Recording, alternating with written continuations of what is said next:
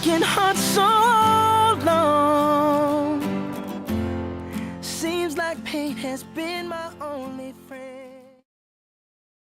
Hi, my name is Kenneth Yew. You might remember me from such films such as I'm 60 and I know.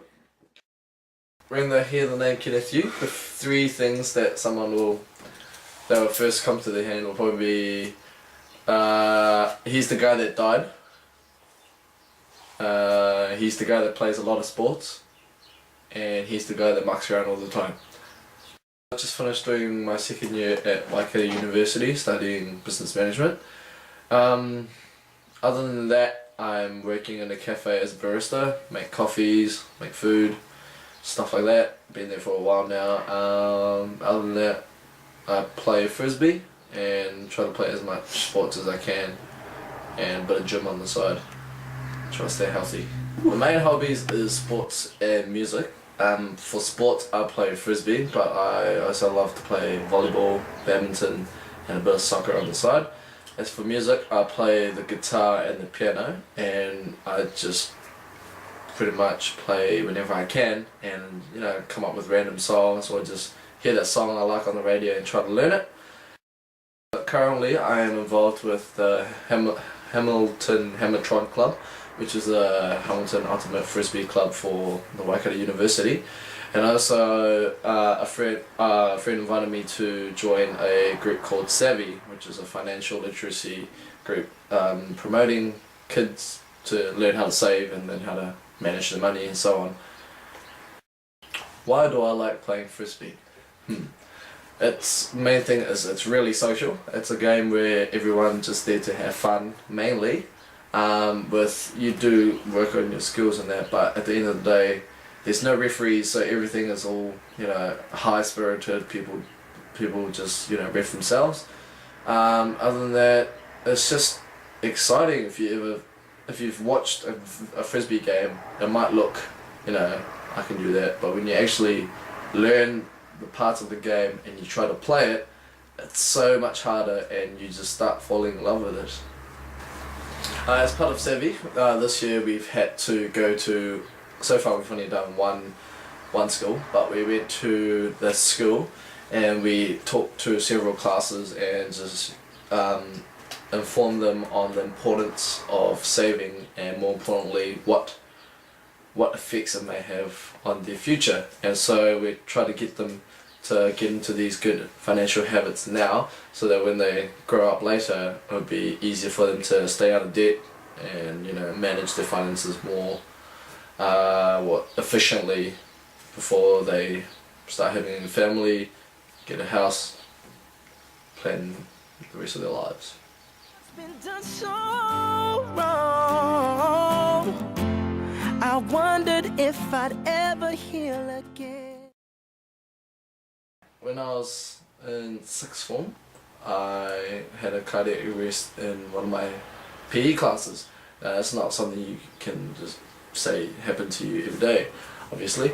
So that event has affected the rest of my life quite a big impact on my life.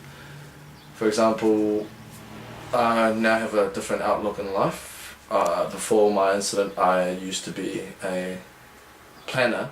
I would be real specific planner, where I try to plan out what's going to happen, when I'm going to do it, how I'm going to do it, etc, etc. But now, after my event, it made me realize how short life really is, and what's the point of planning when you don't know what's going to happen the next day. So nowadays I try to just tend to go with the flow, make stuff up as I go, but obviously there are still stuff I plan for, like uni and just the big things that you do need planning for. But I'm just referring to the little things, like what I'm going to do tomorrow, what I'm going to read, what I'm going to watch, just stuff like that. Well, before my cardiac arrest, my life would just consist of waking up, eating breakfast, going to school, hanging out at school, learning, and then when I get home I just do homework and then plan what I'm going to do the next day. But after my cardiac arrest, I wake up and then I think to myself, what do I want to do today?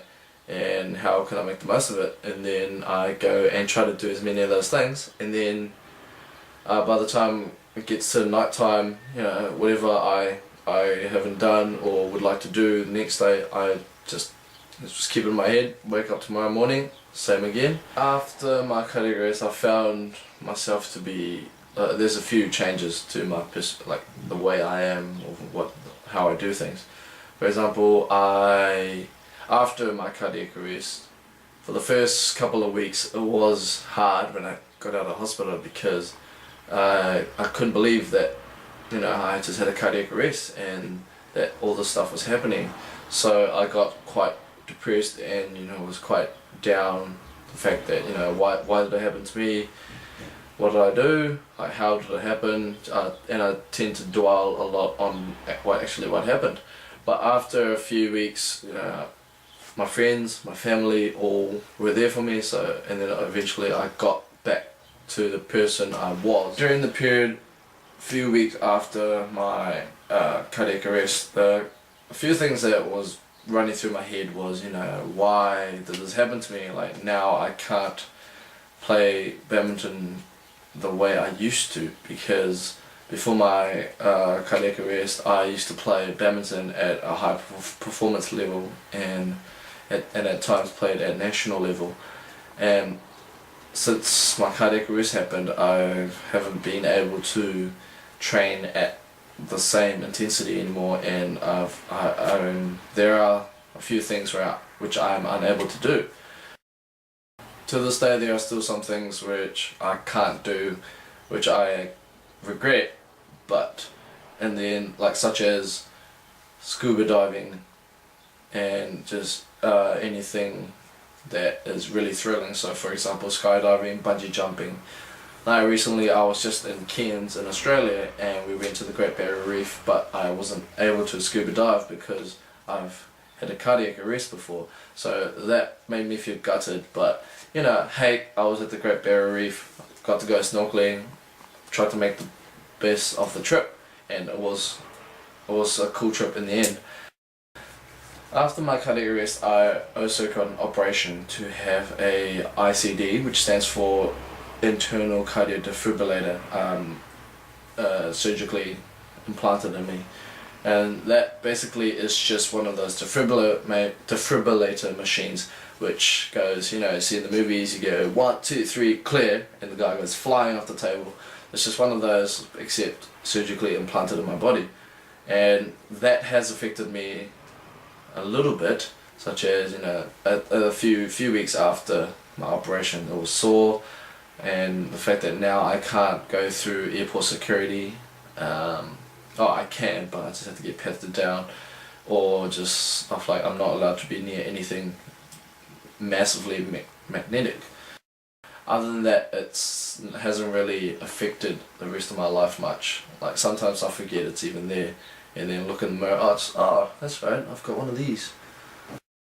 After people find out what happened to me, I've been lucky because I really haven't had any bad response. Most responses were, oh my god, you died, that's amazing, what happened, blah blah blah, and they just talk about how lucky I am to be alive, and I know that, and I am thankful for that. Like all the seasons never stay the same. All around me I can feel a change. The first few weeks of recovery from my cardiac arrest was different.